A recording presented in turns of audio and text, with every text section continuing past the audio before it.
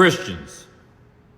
In the book of Ecclesiastes, chapter 2, verses 18 through 23, we read the following.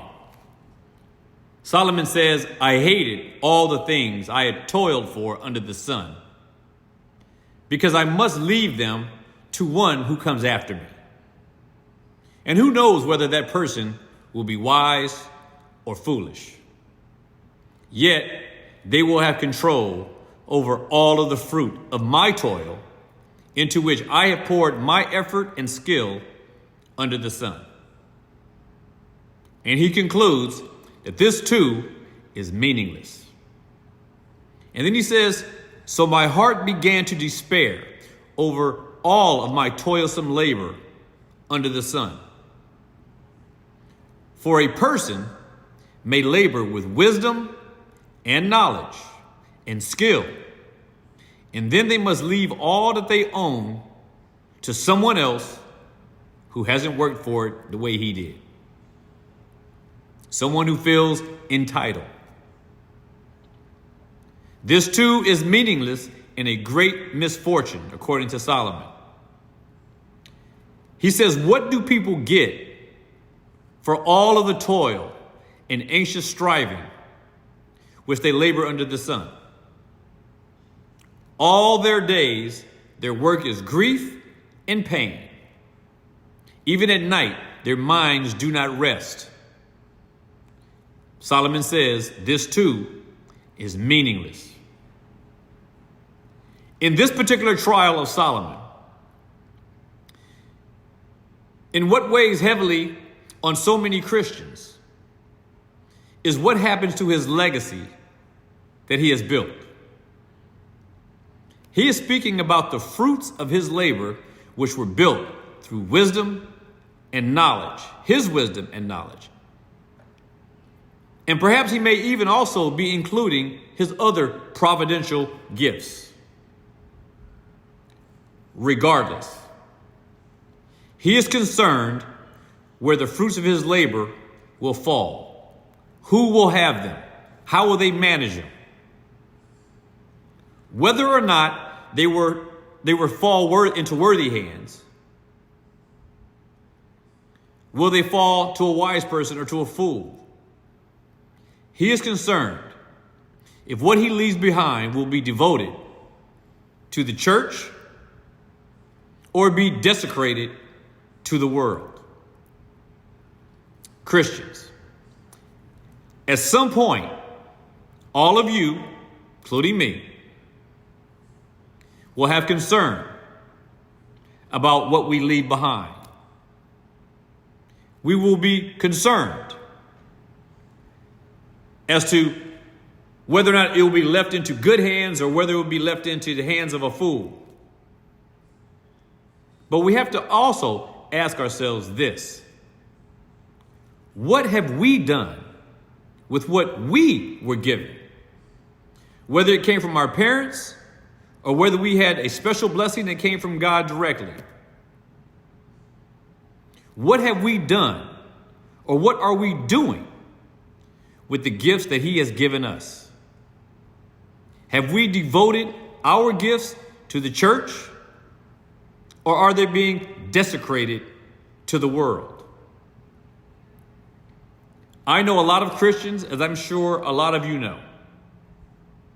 They like to make excuses for using their God-given talents or their wealth that has been handed down to them from someone else, a family member or whoever. Using these blessings, not for the furtherance of the gospel or the glory of God, but we are desecrating these gifts by trying to make gain from them in this world. I'll give you a good example. These people who are born with this gifted talent to sing. And I've heard countless numbers of great singers since I was young until now. They go to these award shows and they win these Grammys and these Academy Awards and these, all these American Music Awards. And I can't tell you how many times one of the recipients or the recipients of these rewards go up to those podiums to receive those awards or those prizes. And they have been singing ungodly garbage for their entire careers, singing wicked things, benefiting from the wealth that is derived from succumbing to wickedness, saying egregious things in their music, only to go to these award ceremonies, stand on that podium in front of millions of people, and to thank God and to let everyone know how they got their start in the church. And then they act as if what they're doing now is what they graduated to. As if the church and singing for the Lord was a stepping stone to something much greater, which is singing about WAP, like Cardi B, or pretty much singing anything Beyonce sings about.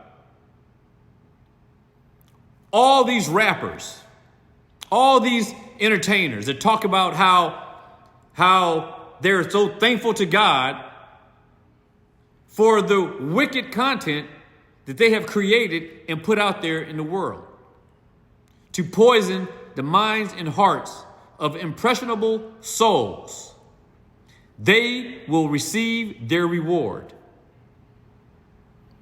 If you are one of these, you will receive your reward. We have to guard our hearts at all times and to see to it that whatever we have been given by God, that we understand we were given it by God. And we were given it by God for use in promoting His glory, not our own. We were given gifts of God, by God, to promote His fame, not to build our own fame. All those people, and listen, I'm not innocent in this. None of us are innocent in this.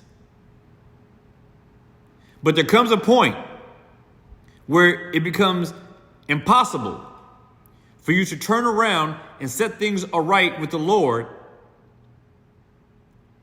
and to find yourself ultimately rejected of Him because you were too overwhelmed with building your barns to store all of your stuff instead of serving God and promoting His glory and promoting His fame. Take a lesson from Solomon and contemplate these things. See where you land on this. See where your loved ones land on this. And may you all be provoked and persuaded.